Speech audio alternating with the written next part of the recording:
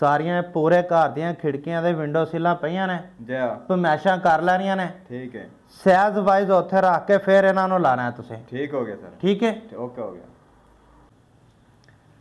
ਇਹ ਜਿਹੜਾ ਵਿੰਡੋ ਦੇ ਵਿੱਚ ਤੋਂ ਮਾਰਬਲ ਲਾਣਾ ਹੈ ਨਾ ਜੀ ਸਰ। ਸਭ ਤੋਂ ਪਹਿਲੇ ਕਿਹੜਾ ਨਾ 2 ਇੰਚੀ ਤੋਂ ਥੱਲੇ ਪੀਸ ਡਾਊਨ ਹੋਣਾ ਚਾਹੀਦਾ ਤੇਰਾ। ਠੀਕ ਹੈ ਠੀਕ ਹੈ ਠੀਕ ਹੈ। ਬਾਹਰ ਵਾਲਾ ਪੀਸ ਕਿਹੜਾ ਉਹ ਇਹਦੇ ਨਾਲੋਂ ਡਾਊਨ ਹੋਣਾ ਚਾਹੀਦਾ। ਸਹੀ ਹੈ। ਇੱਥੇ ਸਫਾਈ ਵਾਸਤੇ ਜਗ੍ਹਾ ਬਣ ਜਾਵੇ। ਹਾਂਜੀ। ਠੀਕ ਹੈ ਤੇ ਬਾਹਰ ਦਾ ਪਾਣੀ ਅੰਦਰ ਨਾ ਆਵੇ। ਠੀਕ ਹੋ ਗਿਆ। ਇਹ ਤਰੀਕਾ ਇਸਤੇਮਾਲ ਕਰਨਾ ਹੈ। ਠੀਕ ਹੈ ਸਰ। ਠੀਕ ਹੈ ਓਕੇ। ਔਰ ਬਿਹਤਰੀਨ ਹੈ।